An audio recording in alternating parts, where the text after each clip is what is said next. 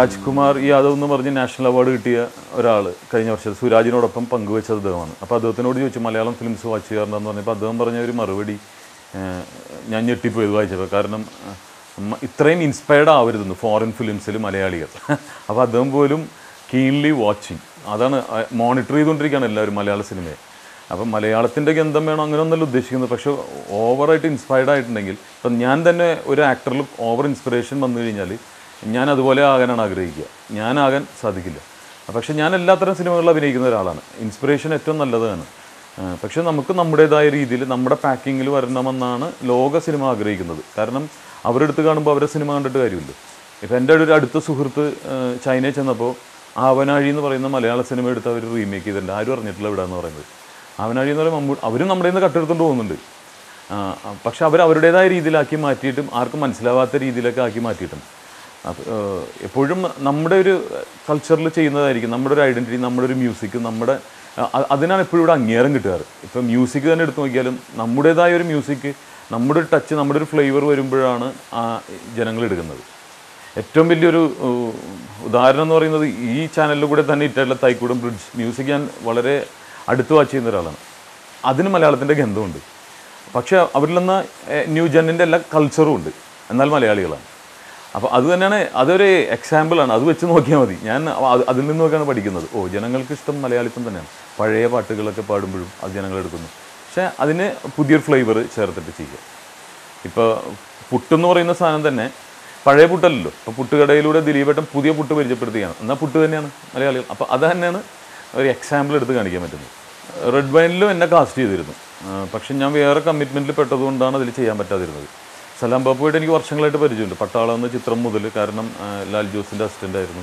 അന്ന് ഞാൻ പുതുമുഖമായിട്ട് അവിടെ എത്തിയിരിക്കണം. അന്ന് മുതൽ ഞങ്ങൾ സൗഹൃദമുണ്ട്. സൗഹൃദം എന്നും വിളിക്കുക അങ്ങനെയൊന്നുമല്ല. ബന്ധങ്ങൾ അറിയുന്നത് ഇങ്ങനെയൊക്കെ എന്നെ വിളിക്കുമ്പോഴാണ്. എന്നെ ഓർത്തോ എന്ന് നോക്കുമ്പോൾ നമ്മൾ അത്ഭുതപ്പെടാറുണ്ട്. നമ്മൾ വിചാരിക്കുന്നവരിൽ നിന്നും ഒരു വിളികളും വരാറില്ല. എല്ലാ ദിവസവും കാണുന്നത് സ്നേഹം പ്രകടിപ്പിക്കുന്നവർ. ഇത് മറവിൽ നിന്നും ആരോ ഒരു വിളി വരുമ്പോഴാണ് എന്നെ ഓർത്തു. കാരണം അദ്ദേഹത്തിൻ്റെ ആദ്യ ചിത്രത്തിൽ തന്നെ നമ്മളെ കാസ്റ്റ് ചെയ്യുമ്പോൾ അതും വലിയൊരു സ്റ്റാർ കാസ്റ്റ് ആയിരുന്നു. മോഹൻലാൽ, ഫഹദ്, ആസിഫ് അലി, സുരാജ്, അങ്ങനെ ഒരുപാട് എല്ലാവരും വെച്ച് ഓരോ പടം ചെയ്യാൻ പറ്റും. കൈലാഷുണ്ട് അതിൽ. അദ്ദേഹം എല്ലാവരും ഒരു കോമ്പിനേഷൻ വന്നാൽ അവിടെ എനിക്കൊരു സ്ഥാനം തന്ന് എന്നെ വിളിച്ചു കഴിഞ്ഞപ്പോൾ എനിക്ക് അത്ഭുതമായി. പക്ഷേ എനിക്കത് ചെയ്യാൻ പറ്റില്ല. അതിലൊരു ധർമ്മസങ്കടം ഉണ്ടായിരുന്നു.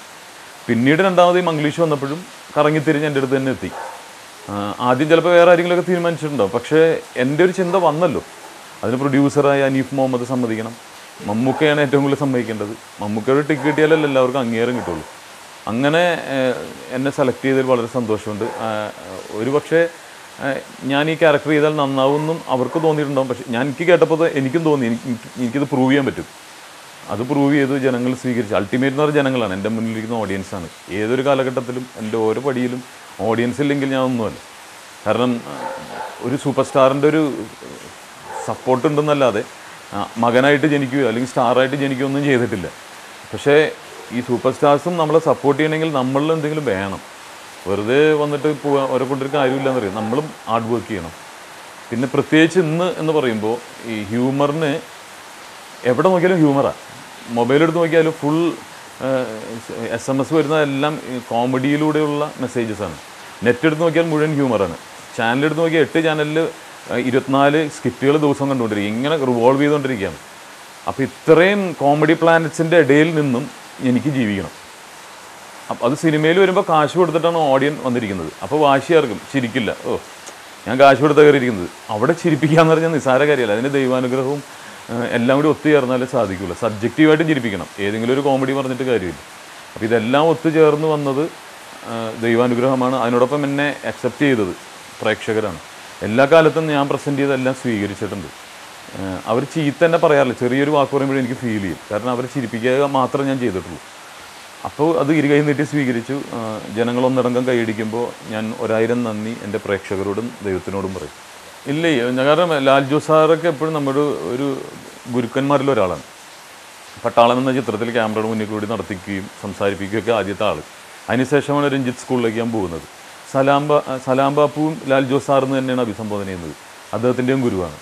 അപ്പോൾ ആശാനും ഗുരുവും അപ്പോൾ ലാൽ ജോസ് സാറ് തന്നെ സലാം ബാപ്പുവിനെ ഏൽപ്പിച്ചിട്ടാണ് പോയത്. എൻ്റെ പടത്തിന് ഞാൻ പ്രൊമോഷൻ ഉണ്ടാവില്ല, ഞാൻ ഒരു ലോകയാത്രക്ക് പോവുകയാണ്, നീ ഇത് കയറി വിക്രമാദിത്യനെ കുറിച്ച് പറയണം. വിക്രമാദിത്യത്തിൽ നായകനായിട്ടുള്ള ദുൽഖർ വന്ന് നമ്മുടെ സിനിമയ്ക്ക് വേണ്ടി പാടുന്നു. അപ്പോൾ അച്ഛനും മോനും ആശാനും ശിഷ്യനും ഇതൊരു ഫാമിലിയാണ്. പിന്നെ ഏത് സിനിമയും എനിക്ക് പേഴ്സണലി പറയുകയാണെങ്കിൽ ഒരുപാട് അധ്വാനിച്ചിട്ടാണ് ചെയ്യുന്നത്. അതിൻ്റെ പിന്നിലുള്ളൊരു ബുദ്ധിമുട്ട് നമുക്കറിയാം. ഞാൻ എല്ലാ മേഖലകളിലും വർക്ക് ചെയ്തിട്ടുള്ള ഒരാളായതുകൊണ്ട്. കാരണം 40 ദിവസം വർക്ക് ചെയ്ത് ഇറക്കുന്നത് ഒരു പൊളിപ്പടം ചെയ്യാമെന്നുള്ള പ്ലാനിങ്ങിലല്ല. ഒരു വർഷം മുമ്പ് അല്ലെങ്കിൽ 2 വർഷം മുമ്പ് പ്ലാൻ ചെയ്യുമ്പോൾ നമുക്കൊരു ഹിറ്റ് ഉണ്ടാക്കണമെന്ന് ആലോചിച്ചിട്ടാണ് ഈ സംവിധായകനും പ്രൊഡ്യൂസറൊക്കെ എത്തുന്നത്. പിന്നെ ഇത് സംഭവിക്കുന്നത് ആക്സിഡൻ്റലി ആണ്. നമുക്ക് പറയാൻ പറ്റില്ല എങ്ങനെയൊക്കെ സംഭവിക്കും. ഒരു പടം നമുക്കൊരു പൊളിക്കുന്ന പടം എടുക്കാമെന്ന് പറഞ്ഞാൽ ആരും തുടങ്ങില്ല. ഒരുപാട് അധ്വാനവും കഷ്ടപ്പാടും ഒക്കെ കഴിഞ്ഞിട്ട് ഒരു 2-3 മണിക്കൂർ കൊണ്ട് ജനങ്ങൾ ഈ സിനിമയെ എന്തെങ്കിലും ഒരു പോരായ്മയെങ്കിലും അത് ഇരട്ടിയാക്കിയിട്ട് തകർത്ത് കളയാണ് ആ ഇൻഡസ്ട്രിയെ തന്നെ. പ്രധാനമായിട്ടും നെറ്റിലൂടെയുള്ളതാണ്. അതൊരു ദൈവനിന്ദ പോലെയാണ് എനിക്ക് തോന്നുന്നത്. കാരണം നാളെ ഇറങ്ങാൻ പോകുന്ന സിനിമയ്ക്കുള്ള കമൻസ് ഇന്നേ വരികയാണ്. അതൊക്കെ വലിയ ക്രൂരതയാണ്, ക്രൈമാണത്. അപ്പോൾ അതൊക്കെ ചാനലിലൂടെയും അതുപോലെ തന്നെ ഒരു സിനിമയെ നശിപ്പിക്കുമ്പോൾ നമുക്ക് ദുഃഖം തോന്നും. കാരണം ഒരുപാട് പേരുടെ ജീവിതമാണ് ഇവർ നശിപ്പിച്ചു കളയുന്നത്.